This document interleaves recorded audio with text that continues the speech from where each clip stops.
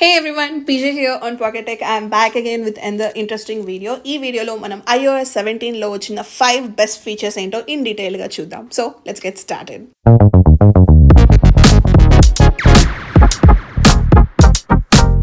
First feature వచ్చేసి మన own personal AI voice create చేసుకోవచ్చు. ఒకసారి అది ఎలా క్రియేట్ చేసుకోవచ్చు అనేది చూద్దాం. సెట్టింగ్స్లోకి వెళ్ళి కిందకి స్క్రోల్ చేస్తే ఇక్కడ యాక్సెసిబిలిటీ అని ఉంటుంది కదా. యాక్సెసిబిలిటీలో స్పీచ్ కింద మనకి 2 ఆప్షన్స్ ఉంటాయి, live speech and personal voice. మనకి పర్సనల్ వాయిస్ ఫీచర్ ఓన్లీ కొన్ని డివైజెస్కి మాత్రమే సపోర్ట్ ఉందన్నమాట, అన్ని డివైజెస్కి సపోర్ట్ లేదు.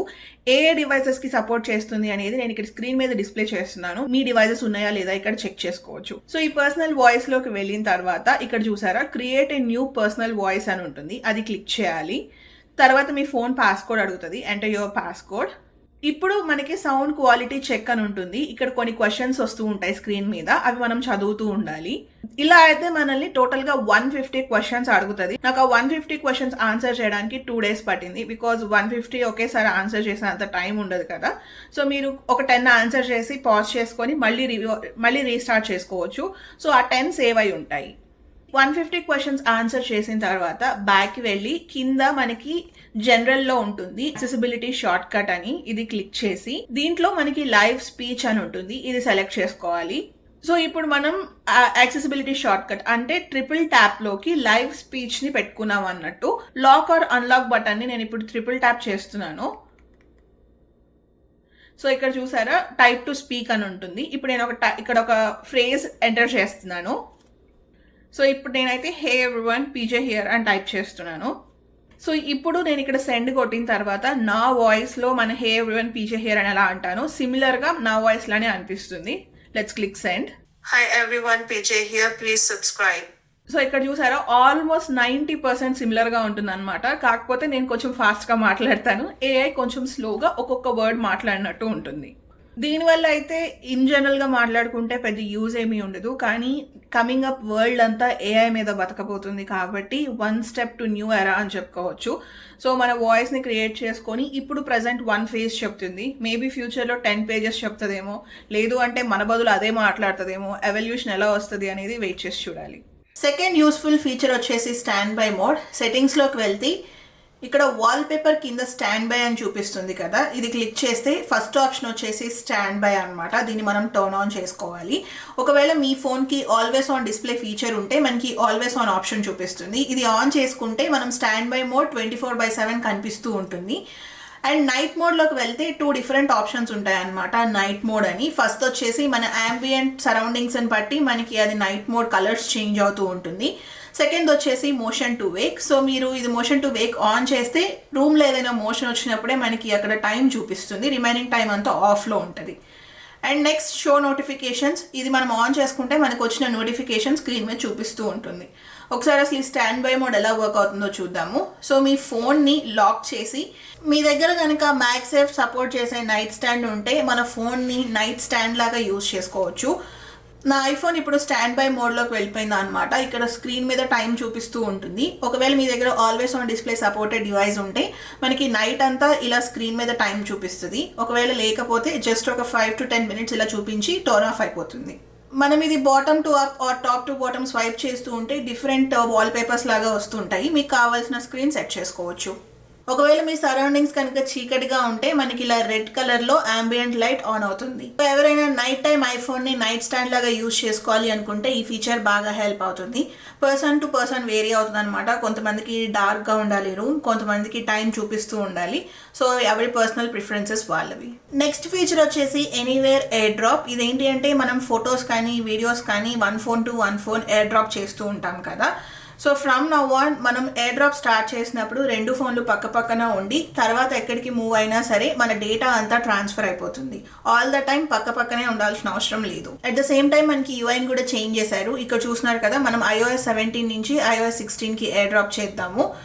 సో ఇక్కడ ఎయిర్ డ్రాప్ క్లిక్ చేయగానే iOS 16లో చూస్తే మనకి యాక్సెప్ట్ చేయాలా డిక్లైన్ చేయాలా అని సెంటర్లో చూపిస్తుంది. మనం యాక్సెప్ట్ అని క్లిక్ చేస్తే మనం యాక్సెప్ట్ చేసిన తర్వాత డైనమిక్ ఐలాండ్లో చూడొచ్చు ఎంత ట్రాన్స్ఫర్ అయింది అనేది చూపిస్తుంది. మొత్తం డేటా ట్రాన్స్ఫర్ అయిపోయిన తర్వాత ఫోటో ఓపెన్ అవుతుంది కదా. ఇప్పుడు ఒకసారి iOS 16లో నుంచి కొన్ని ఫొటోస్ iOS 17లోకి ట్రాన్స్ఫర్ చేద్దాం. సో ఇక్కడ మనకి డైనమిక్ ఐలాండ్ లో నుంచి పైన పాపప్ వస్తుంది అనమాట, యాక్సెప్ట్ చేయాలా డిక్లైన్ చేయాలా అని. ఇది చాలా యూస్ఫుల్ ఫీచర్, ఎందుకంటే మనకి ఇది చేస్తున్న పనిని ఆపవసరం లేదు, పైన మాత్రమే యాక్సెప్ట్ ఆర్ డిక్లైన్ అని చూపిస్తుంటుంది. ఫోన్ నార్మల్ గా యూజ్ చేసుకోవచ్చు. యాక్సెప్ట్ చేసిన తర్వాత డైనమిక్ ఐలాండ్ లో చూస్తే ఎంత డేటా ట్రాన్స్ఫర్ అయింది, ఇంకా ఎంత రిమైనింగ్ ఉంది అనేది ఒక సర్కిల్ లాగా చూపిస్తుంది. అంతేకాదు మన ఎయిర్ డ్రాప్ మొత్తం కంప్లీట్ అయిపోయిన తర్వాత పైననే ఒక పాపప్ వస్తుంది అనమాట, ఎయిర్ డ్రాప్ కంప్లీటెడ్ అని. అండ్ ఆల్సో మనం నోటిఫికేషన్ సెంటర్లో కూడా చూడొచ్చు. సో ఇక్కడ నోటిఫికేషన్ సెంటర్లో కూడా ఎయిర్ డ్రాప్ కంప్లీట్ అని చెప్పి చూపిస్తుంది.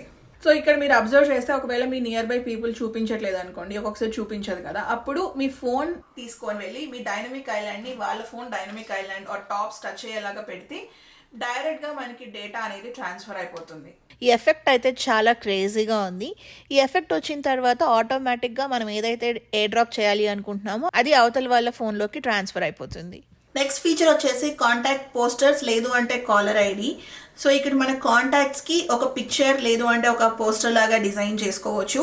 అండ్ ఇక్కడ నేమ్ కూడా మనకి కావాల్సిన ఫాంట్లో కస్టమైజ్ చేయొచ్చు. ఇది ఎలా క్రియేట్ చేయొచ్చు ఒకసారి ఇప్పుడు ఒక నెంబర్కి క్రియేట్ చేసి చూద్దాము. ఇక్కడ మన కాంటాక్ట్స్ చూడొచ్చు. iOS 16లో చూస్తే పైన చిన్న సర్కిల్ మాత్రమే ఉండేది కాంటాక్ట్ ఫోటో కోసం, బట్ iOS 17కి చూస్తే హాఫ్ ఆఫ్ ద స్క్రీన్ అంతా మనం ఫోటో పెట్టుకోవడానికి కస్టమైజ్ చేసుకునే ఆప్షన్స్ ఇచ్చారు. సో ఇక్కడ ఎడిట్లోకి వెళ్ళి యాడ్ ఫోటోలోకి వెళ్తే ఇక్కడ మనకి ఫొటోస్ యాడ్ చేసుకోవచ్చు, లేదు అంటే మనకి మెమోజీస్ ఉంటాయి కదా, మెమోజీస్ కూడా యాడ్ చేసుకోవచ్చు. సో నేనైతే ఫొటోస్లోకి వెళ్ళి ఒక ఫోటో సెలెక్ట్ చేసుకుంటున్నాను. ఇక్కడ చూసారా ఇలా చూపిస్తుంది. లేదు అంటే క్లిక్ చేస్తే మన నేమ్ ఫ్రంట్కి వచ్చేలా కూడా మనం పెట్టుకోవచ్చు. అండ్ ఈ ఫాంట్స్ని కూడా మనకి చేంజ్ చేసుకునే ఆప్షన్ ఇచ్చారు along with the colour change. So మనకు కావాల్సిన కలర్స్ చూస్ చేసుకోవచ్చు. సో ఆరెంజ్ కలర్ చూస్ చేసుకుంటున్నాను అండ్ ఈ ఫాంట్ చూస్ చేశాను.